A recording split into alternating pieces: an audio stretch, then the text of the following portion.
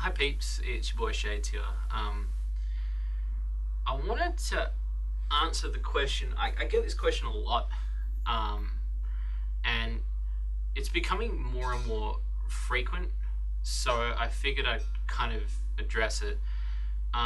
It's about Lance and FineGameGirls. If you don't know who FineGameGirls are, they are an amazing loot channel. If you haven't checked them out, you should go check them out. They sort of did like a sort of animated character. There was a Lance and his cohorts, and they used to review games, and they did it in a funny spin, kind of like a sort of Adult Swim style. He also did music as well. I get a lot of questions about Shades. Do you know what happened to him? Where did he go? What do you speak to him? Have you heard from him? What has happened? And I kind of I wouldn't like push him a limit, but I just felt like doing a video about it might be useful to some people that want to know, and then maybe this reaches Lance as well, because this will also answer your question. The last time I spoke to him was when we did our last collab together. We've done 2 collabs, I do believe, and I was gonna do a video on his channel. We were talking about doing that, and I hadn't spoken to him since.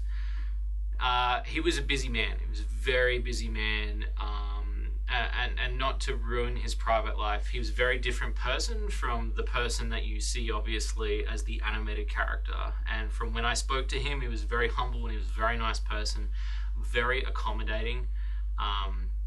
And I actually wanted him in Shady Loot Cart. He was one of the first characters I wrote down on a piece of paper that I was like, I need Lance in the game, because he's such a big icon on YouTube for loot stuff. And then he had a little bit of trouble with the copyright system. I do believe it was the monetization system, and that was kind of when things started to hit quite hard for him. And you know, it was hitting a little bit close to home as far as I was seeing. But he had a couple of personal family things, and I don't think it's in my right to say what they were. He was quite public in a sense about some of the things he said. You know, he was pretty transparent on Twitter or on social media, but in terms of his videos, he was pretty, I'd say, vague enough to, you know, he wanted to let the fans know that he was going to come back. But he hasn't. It's been well over a year, and I understand. Look, he went through some shit, and you know, I've been through some shit too. It's been really hard to come back to do this and to be on all the time and to be doing YouTube.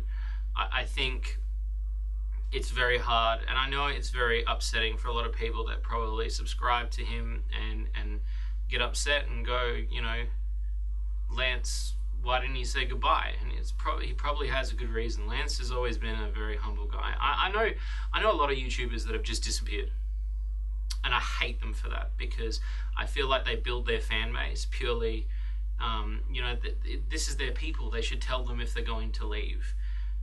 Never leave them hanging. But Lance had some stuff going on, and you know, life caught up with him.